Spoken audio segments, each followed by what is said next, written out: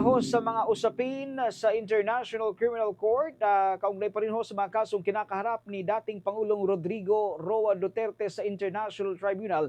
Dako naman natin ang usapin pa rin dito ho sa mga maanumalyang flood control projects dito sa ating bansa. Nasa linya na ho ng ating komunikasyon, walang iba si former Presidential Anti-Corruption Commission Chairman Mr. Greco Belhica.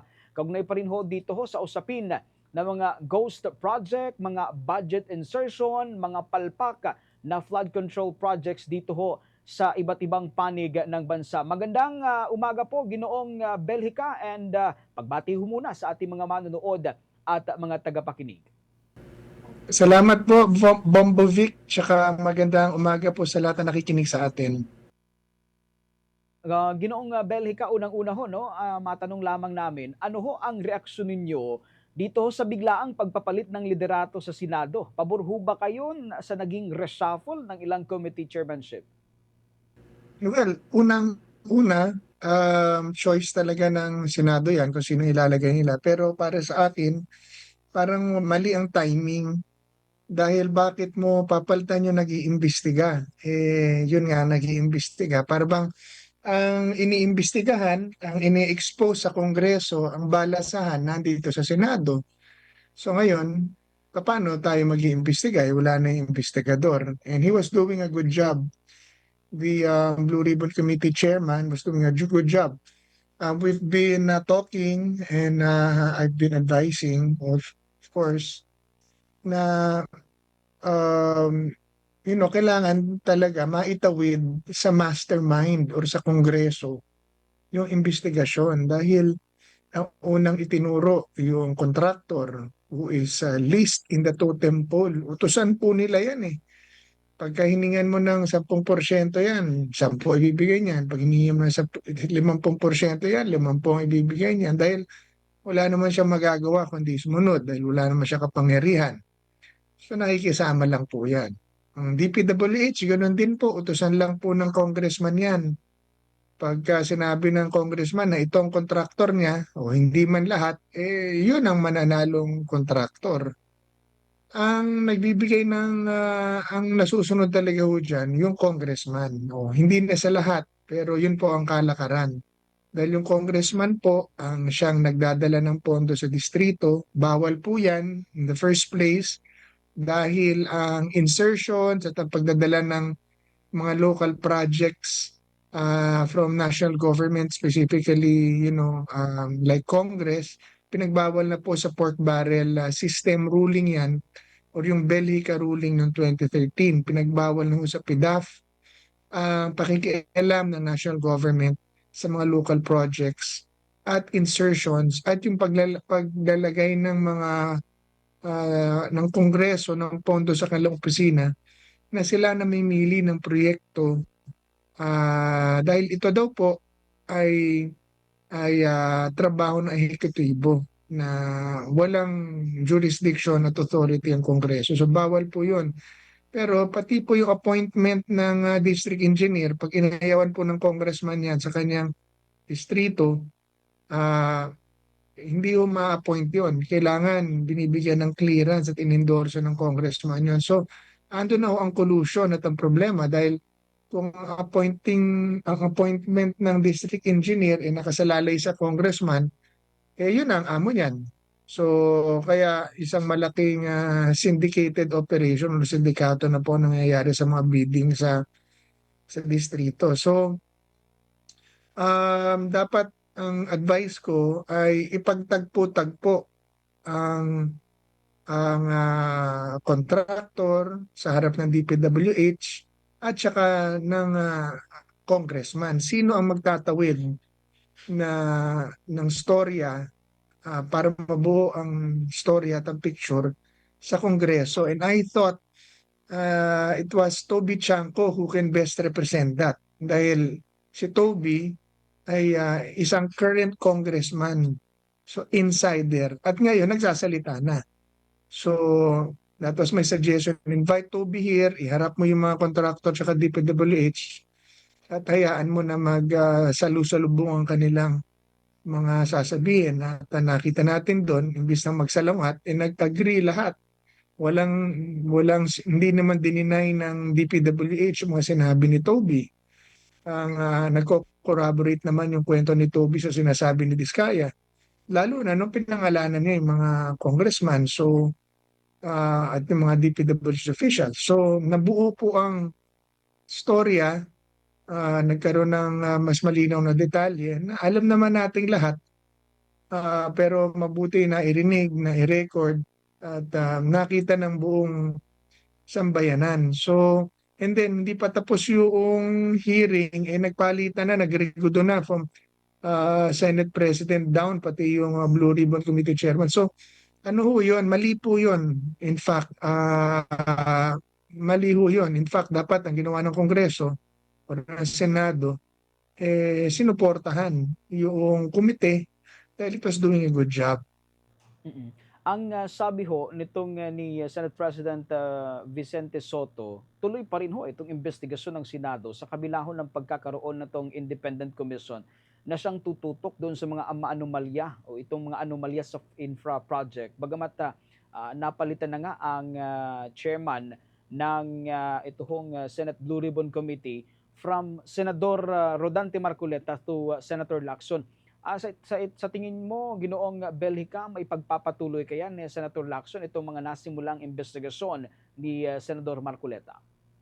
Well, let's give him the benefit of the doubt. Si Senator Lacson naman, maganda yung mga exposés na inilabas niya, may ebidensya, may detalye, may videos, mga kalakaran na alam na natin pero naipakita niya na maayos at malinaw sa kanyang validation work. Nag-validation work po si Senator Lacson, something that the PACC was regularly doing during our time.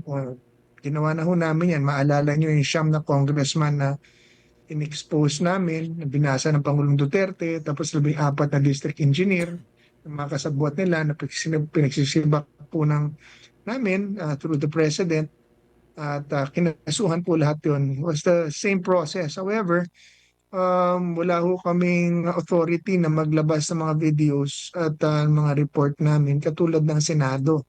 Our reports were submitted to the President at the Presidente po ang nag-announce at nagsasabi kung saan dapat dalhin yung kaso, isang panaya sa Ombudsman o dalhin sa DOJ. Yun po ang proseso namin. So maganda ito ngayon dahil sa Blue Ribbon Committee, meron silang kalayaan na ilabas ang kanilang mga report kahit habang ito ay iniimbestigahan. So ibig sabihin, it's an open investigation. So maganda po yun for our country. So magaling naman si Senator Lacson, but then you know, wala pa tayong nakikitang committee hearing niya. So abangan po natin, tingnan natin if he will be very fair as he should be or mamumulitika siya. I hope hindi. Sana yung totoo lang, sana yung tama lang, kahit sino tamaan. Basta ilabas lang yung katotohanan. Mm. Finally, Ginoong Belhica, no, isa ho sa ipinapanawagan ho ninyo, ito hong tuluyang pag-shutdown o i-shutdown ho itong Kongreso at magkaroon ng reforma. Ano po ang dahilan sa likod ho ng panawagan mong ito, Ginoong Belhica? Alam mo, kahit anong kumpanya or institusyon na lugi, isinasara mo talaga yan. Diba? Small business pag di na kumikita or big business pag di mo kumikita, sinasara naman talaga dapat yan eh. And this is what's happening now. Hindi lang sa hindi kumikita, pero pinagnanakawan pa tayo. And instead of giving us solutions through laws, binibigyan pa tayo ng problema. So it might, I think, it it will be better for the Philippines to just, shut down Congress and then iayos. Para yung mga dahilan, ng mga reasons kung bakit masyadong malaki ang kanilang kapangyarihan na hindi mo unbridled, yun ang tawag doon, unbridled power na hindi mo mapigilan, ay mapigilan natin. Alisin natin sa kanila yung sobrang kapangyarihan sa budget, hindi mo ma-hold accountable, Alam mo, sila na lang ang hindi sumusunod sa batas ngayon eh. Lahat sumusunod na. Take for example, the specific case. Ang DPWH, sibak na lahat eh. Mula sekretaryo, undersecretary ng DE, sinibak na lahat. Ang mga contractors, exposed na lahat. Eh, congressman na lang ang wala pang nangyayari, nag-iimbestiga pa sa kasong silang iniimbestigahan. Kailan, bawal po yun eh. Ang dami nilang abogado ron, may Secretary of Justice pang dati, may mga justices pa dati doon, meron pang mga batikang abogado doon.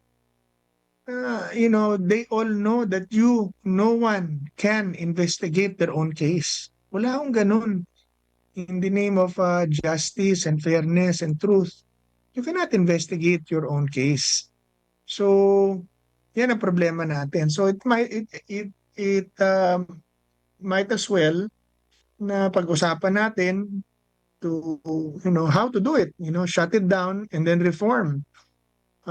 Reformahin natin at iayos natin ang ating pamahalaan dahil ito ang nagpapahirap sa atin eh. Pugad na ng korupsyon, diba? Puro pork barrel na, puro mga abusado na. Yung mga public servants natin naging mga parang mga demigods, mga arrogante, mayayabang, akala mo mga mas malalaking tao sa'yo, kung magsalita, akala mo kung sino sila. Puro naman sila public servants at hinalal lang ng bayan na nakikiusap sa atin noon na iboto sila.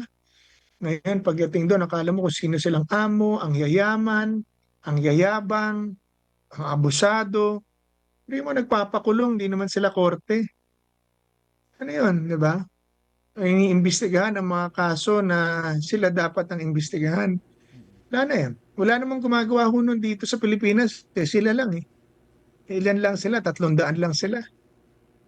Diba? So masyado na hong malaki ang tingin nila sa sarili nila at saka ang kapangyarihang ginagalawan nila ay sobra-sobra na wala na po sa pakay, mandato na ibinigay ng saligang batas. Dahil kaya nga biniyak-biyak ang kapangyarihan ng tao na ibinigay sa gobyerno, nilagyan ng executive, legislative, judiciary, nilagyan ng local government, para walang mga isang tao na magkakaroon ng kapangyarihan, abusuhin ang kapangyarihan ng gobyerno at nakawin at abusuhin ng perang ng bayan na nagkakatiwala sa kanila para sa mamamayan.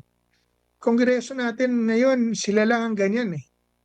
Wala naman hong ganyang nakikita ka sa TV na ganyang presidente nga natin, hindi ganyan eh. Presidente nga natin, hindi sila mabanggit eh. Takot. Alam naman ng presidente natin ngayon, na dati siyang congressman, dati siyang senador. Alam naman niya ang kalakaran eh, na congressman talaga nasusunod sa distrito, pero nung i-expose niya itong anomalyang to sa flood control, hindi niya kaya mapangalanan ng mga congressman eh. Sabi niya, hindi mag-investigate na lang kayo, journalism. Ang in-expose niya yung lowest mammal, yung contractor. Buti na lang, mayroon tayong Senado. Buti na lang, may Blue Ribbon Committee buti na lang nandun si Senator Marcoleta. Diba? So, ibig sabihin, natumbok. So, ang puntos ko po, may problema talaga tayo sa Congress. Wala na, lunod na yan eh. Lunod na yan sa korupsyon. It's a battered institution. Diba? Alam mong sila na mali, pero wala kang magawa. Hindi mo maparusahan. Kakasuhan mo, walang mangyayari sa kaso. Kung may mangyayari man sa kaso, pinipili, tapos parang wala din. Ibig sabihin, ang tagal-tagal. Diba? So we need to, it's better, quick shutdown. Itigil natin. How do we do it? Pag-usapan natin. But I think that is the direction, and that's going to be the best for the Philippines. Talagang iayos na natin pamahalaan. Mm. With that, maraming salamat Ginoong Belicas sa oras ho na inilaan mo sa imbitasyon namin para sa panayam na ito. Magandang umaga po. Magandang umaga po and God bless the Philippines. Salamat po. Mabuhay ang Bombo Radio. Mabuhay ang Pilipinas. For the most trusted source of news and information, visit our website at www.bomboradio.com. Follow us on Bombo Radio mobile app, Facebook, YouTube, TikTok, and X, formerly Twitter. Like, share, and stay connected. Anytime, anywhere.